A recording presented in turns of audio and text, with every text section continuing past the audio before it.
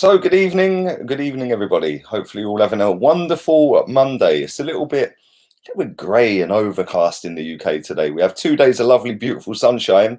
Then it's winter again. So yeah, it's a little bit like Arsenal's future right now. A little bit grey, a little bit not really happening. We're going to talk about shock, Thomas Partey again, and Guendouzi in a minute. Before I do that, make sure you have hit the like button. Press the share option and share it somewhere as well. I'd be really grateful for that.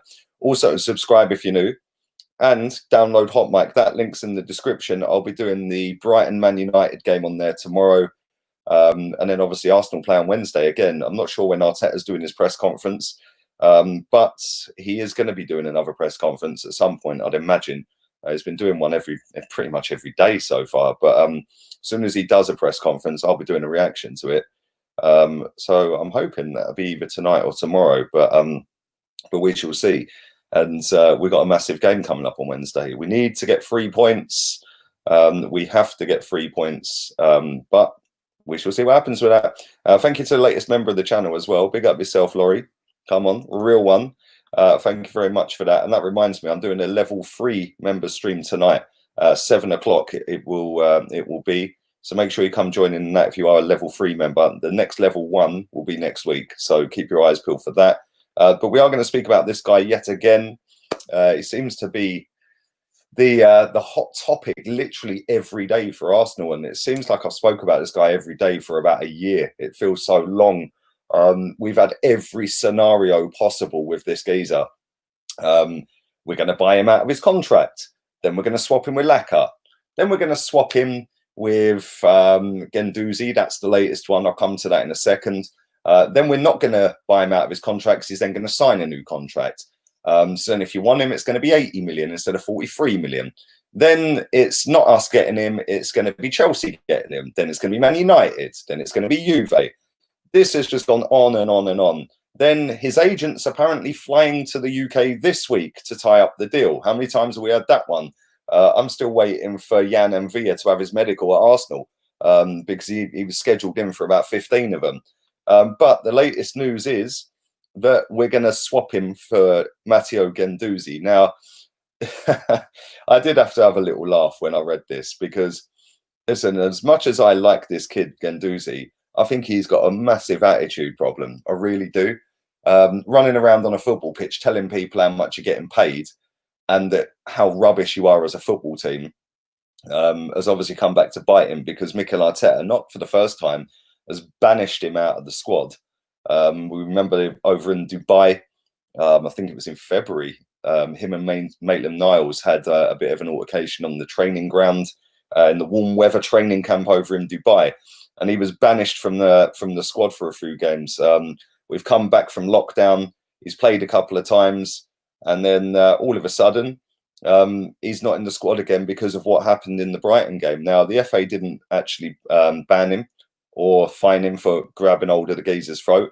Apparently, they checked that on VAR and deemed it not an offence. Like, maybe they should go to Specsavers because he grabbed the geezer around the throat. The geezer made a meal of it, but he still put his hands around his throat. So obviously, on the back of that, Mikel Arteta has obviously banished him from the squad. Now, is he worth what Thomas Partey's release clause is? In my opinion, no. I do think he's worth a hell of a lot more than we bought him for. We paid 8 million quid for him. I'd say that if we was to sell him for cash, then it'd be maybe 25 to 35 at a push. You know, he's not going to be more than 35, in my opinion. I do rate him. I do think he's a good player. I just think he's got a massive issue with his attitude, and he thinks he's better than what he is. We see when he was hanging out the car when we beat Tottenham 4-2. I loved all of that. Don't get it twisted. I was loving it. I was like, look at the passion. He gets it. He understands it. He always wants the ball on the pitch, whether he's playing badly or not. But I do think that in the space of not even 2 years that he's been here, he has got right up himself and proper arrogant with it. And you know, maybe we should cash in on him. We're not going to cash in on him in terms of swapping him for Thomas Partey, in my opinion. And if Simeone wants Guendouzi, I think he'd probably end up knocking him clean out inside a week in training, because he seems, from what we've heard and how Arteta's dealt with him, that he has got a massive attitude. Well, if he thinks he can go to Atletico and have that, and that Simeone's just going to allow it, then he's in big trouble, because I wouldn't want a right hook off of Simeone, and I'm sure he wouldn't either. In my opinion, there's no way this deal is going to happen. Maybe it's just been put out there because Guendouzi's having a bit of turmoil. We see a couple of days earlier that Man United has suddenly come out the woodwork, and now they want Guendouzi. Listen, I do think he'll be gone by the end of the summer transfer window. He will not be here next season, Guendouzi. But I don't think it'll be for Thomas Partey coming the other way. If we did somehow pull it off, then that's got to be one of the best swap deals in history, because as much as I rate the kid, as much as he's a lot younger than Thomas Partey, he ain't 43.5 million quid, which is what Thomas Partey's release clause is. And he ain't in the same level in terms of playing. He has got raw talent. I do think he can kick on. But this is where Arteta now has to make a decision. He either nurtures him and tries to get it out of him, and tries to get that arrogance out of him. But at the same time, on the flip side of that, maybe Arteta and the club are looking at it saying, listen, we paid 8 million quid for this kid. We could probably get around 25, 30, maybe 35 at a push. Maybe it is time to kick him out the club and just get rid of him. He ain't going to be swapped for Thomas Partey. If that happens, actually, I've said this about Nicola Pepe before. I was going to say I'd run stark bollock naked down the street when Pepe ever signed, and that was like 6 months earlier before he signed. I'm not going to say that with Guendouzi and Partey as a swap, but I think if anyone was going to leave Arsenal in terms of a swap for Thomas Partey, it would be Lacazette. It wouldn't be Guendouzi. Guendouzi, for me, would probably end up going abroad, but that would not be to Atletico Madrid. That's just my thoughts on it. I don't know what you guys think. I'm going to read some of your comments out, but I can't see that ever being a thing. And if Atletico Madrid did do that swap, then they're stupid. If it's a swap plus cash, then maybe we give them Guendouzi plus maybe 20 million quid, let's say, and then we get Thomas Partey. Maybe that could happen. We've seen this story dragging on and on and on about Thomas Partey for a long, long time now. And wouldn't it be in true Arsenal fashion for this to drag on and on and on, and then he ends up at Chelsea or Man United or somewhere? We see it all the time. The same with Willian. Willian was coming to us, then he was going to Tottenham, then he ended up at Chelsea. Same with Eden Hazard. Eden Hazard was coming to us, he was going to Man United, he was going to Tottenham, and then he ends up at Chelsea. We see it all the time. So I do take some, or the majority of these transfer rumours with a pinch of salt. I tend to try and have a look at every angle and then make my own opinion off of it. I do think Guendouzi's going. I think he'll be leaving. But no way in a million years, in my opinion, is he going to Atletico Madrid. He doesn't suit Atletico Madrid's style because, number one, he can't defend properly. Number two, he don't track runners properly. Yes, he's very comfortable on the ball. Yes, he's got the dribbling and drop of a shoulder to go past a man, which is good when you're on the counter if you're Atletico Madrid. Excuse me. But defensively, the geezer's nowhere near the level to play for Atletico Madrid. So if this story does happen to have any truth in it, then I'd be shocked. But I've been shocked before. I didn't think we'd sell Van Persie to Man United. I didn't think that we'd sell Alexis to Man United, or swap him, in fact, for Mkhitaryan. I didn't think we'd give Mesut Ozil a new contract. I didn't think we'd let all these other players over the year run their contracts down and then leave for next to nothing. It's the same again with Aubameyang. It's the same again with Bukayo Saka. We've seen Balogun's going down to the last year of his contract. We're going to let him leave for next to nothing. It's literally going to be next to nothing as well. If we're rejecting 5 million for him in January, then he's going to go for about 2.5 million quid if we're lucky this summer. So yeah, for me, I don't think it'll happen, but you never know. Do smash the likes up if you haven't. I'm going to read some of these out. Let me read some of these out. That's a good comment. When Chelsea come knocking, players love to go there because they're a committed club. Well, they certainly do go the extra mile. If they want a player, they pay well over the odds for him sometimes. Like Bakayoko, like Kepa, like Morata. And one thing I'll say about Chelsea is they always have the ability to somehow get massive money back for him, like Morata. Yeah. Even Matic. I mean, come on, Matic was coming towards the end of his Chelsea career, and they managed to get 40 million quid for the geezer. And he ain't been that great at Man United, although he was fantastic the other day against, I think it was Sheffield United. He was really good that day, and but it's few and far between. He was a lot better at Chelsea, that's for sure. Afternoon, Chris. She says it's a swap. It's always swap plus cash, unless it's Alexis and Mickey, and then it's not. But yes, a lot of it is cash sometimes. He's got an attitude problem. Get rid plus 20 million. Afternoon, Tim. Hope you're well, mate.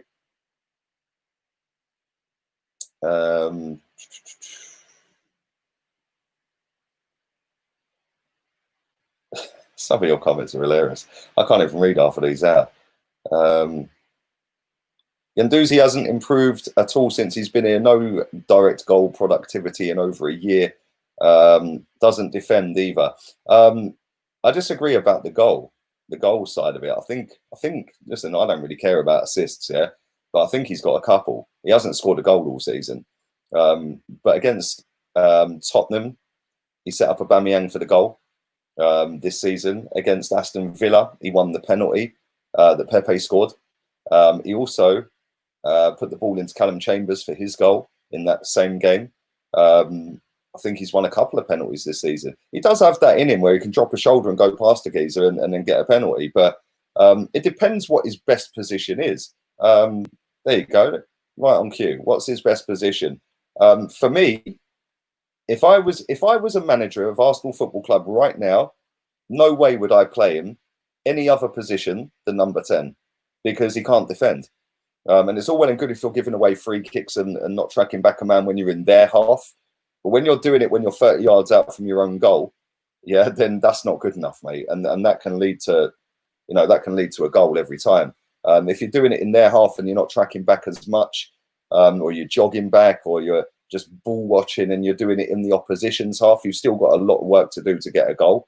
But Joe Willock's subject to that as well. He don't track back, and he played at number 10 the other day, and he don't track back.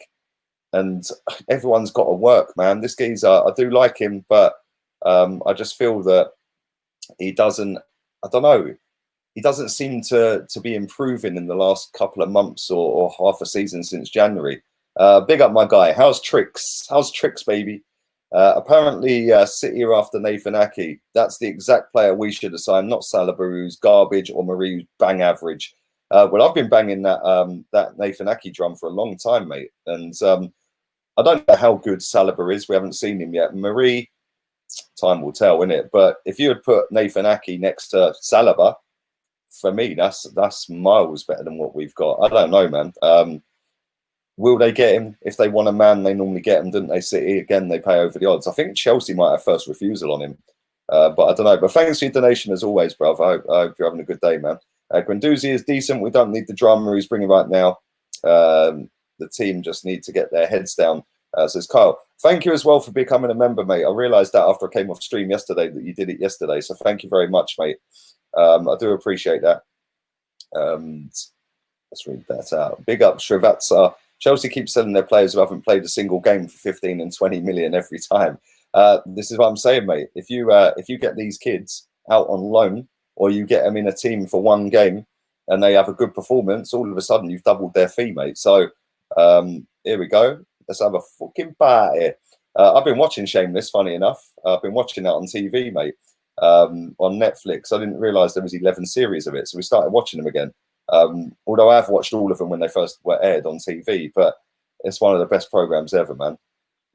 Afternoon, Chris. I'd be well up for Guendouzi Partey swap, though. I really like Guendouzi. We need Partey. It's very true. I was having this conversation on Twitter with someone earlier, and I was tagged in the conversation, and they were saying that when we signed Ozil, we didn't need Ozil. We needed a striker. You know, I said in the summer, as much as I love Pepe, we didn't need Pepe. We needed a Partey and a Ndombele, somebody of that mould, and I was laughed out of town, mate. So it's nice that people can start seeing it now. Partey is world class. Yeah, I'd go with that. I think he's brilliant, mate. Who is better suited to United, Grealish or Van der Beek? Boy, well, it depends. It depends what United want, because they're very similar, aren't they? But I don't know. Grealish has proved he can be head and shoulders above everyone at Villa in the Premier League. He's the most fouled player in the history of Premier League in one season as well, Grealish, and the season ain't even finished, which is pretty mad. But Van der Beek's got that Champions League experience, so it depends. Maybe United should get both. Do you think Arsenal should go for Hakimi? That's done, mate. He's done and dusted. He's going to Inter. When the transfer guru Fabrizio Romano says, "Here we go," it's a done deal. And he said, "Here we go, mate." So that's done. So we should have, but we didn't. And I don't think we'll get a right back now. Now we signed up Cedric. I don't think we'll get a right back. Sadly, hopefully we can get rid of the one that's no good at right back. Thank you very much, Adit Lamba, for your generous donation, mate. Thank you very much for that. Appreciate it. Swap Chilwell. Right, listen, get out of town. You see what you've done? See your picture of Vardy sticking that middle finger up? That's my reply to that, mate. Yeah, Joker. Hello, I'm subscribed. Thank you, mate. Appreciate it. Thank you very much. Let's do 5 more. Then I'm going to have some food, and then I'll be back at 7 o'clock. If you're a level 3 member of the channel, come join in. I'll be doing a member stream at 7 o'clock. Do smash the likes up. Only 100 likes at the moment, 112 likes at the moment. So come on. Nearly 700 people watching this.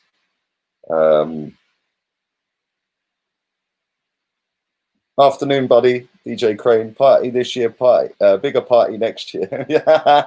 Yes. When Mesut Ozil finally leaves, I'll be having the biggest party on the internet, mate. It'll be great.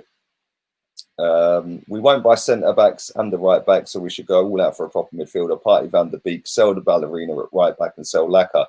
Do you know what? That's a great point you've made, Sam, yeah? Right, I don't think we're going to sign any centre-backs. We've signed David Luiz, we've got Saliba, we've got Marie signed up. There's 3 that we've re-signed or signed in the last 12 months. I reckon that one of Mustafi or Socrates will stay. One of Rob Holding or Chambers will stay. So there's 5. Maybe we ain't getting a right back. And I think people maybe need to realise that. Not only that, we ain't going to get a left back because we've already got Tierney there. Maybe Kolasinac will go, but then we've got Saka who can fill in there. I don't think we'll get a left back. And then we ain't getting a right back. We just signed Cedric Suarez up. We've got Maitland-Niles who can play there, and we've got the fashion model. We do need to go and get a central midfielder. That's evident. Here we go. My guy, telling you all again. As a reminder, spamming and disrespecting of our Lord League Gunner can get you blocked. Don't spam. That's very true. Thank you, Sergio, again, bruv. Yeah, do not spam the chat. Listen, if I can see the comments coming so quick, man, and I'm streaming this on Facebook and Twitch as well, so the comments are going boom, boom, boom, boom, boom. If I see your comment in time, and I'll read it first because I ain't going to come out with any stupidness like some other people. Yeah, they get caught out like Don Robbie. Yeah, but I'm an experienced streamer. So I'm not going to get caught out on one of them ones. Then I will read it, man. But if you keep spamming it, you're going to get blocked. It's as simple as that. Let's do 3 more. Let's do 3 more. We'll do this one. No, it's going to be like New Year's Eve that day, mate. I'm going to do a half-hour little lively one, couple of drinks, a little bit of food on camera, and then we're going to do a 5, 4, 3, 2, 1. Yeah.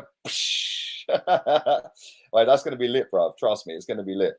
I think Arteta likes Mustafi, says CYP Cyprus. I think he does as well. He's played him in every game.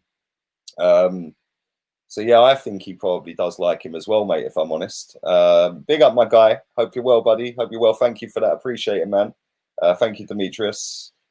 I'm glad because I totally missed that on this stream. I was supposed to mention him as well because I set up a stream the other day. I was going to talk about him, and then I found out I'd done a press conference, so I switched the stream.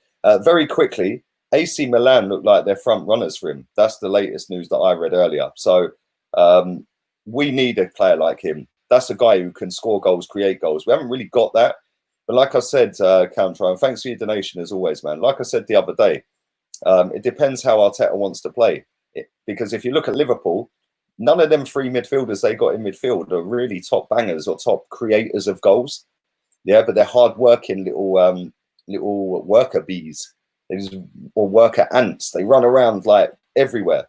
Yeah, but the right back, the left back, and that front 3, that's where all the creativity comes from. That's mostly the left and right back for them. So if Arteta wants to emulate that, he needs to get rid of the ballerina. And we've then got Maitland-Niles and Cedric there. We've already got quality with Tierney and Saka down that side. Maybe we don't need that creativity in midfield. I don't know, man. I would love to sign him now. I think he's a top player, mate. let me read one off Twitch. Big up yourself, Jamie. I hope you're well, buddy. And there was one on Facebook I wanted to read. Oza will leave this summer, says Shane Allen. Hopefully, that would be very nice, my friend. But on that note, I am going to get myself out of it. I will be back at 7 o'clock for the members stream. If you're on level 3, come join in. Check the community page about 10, 15 minutes before. The link will be on there for you guys.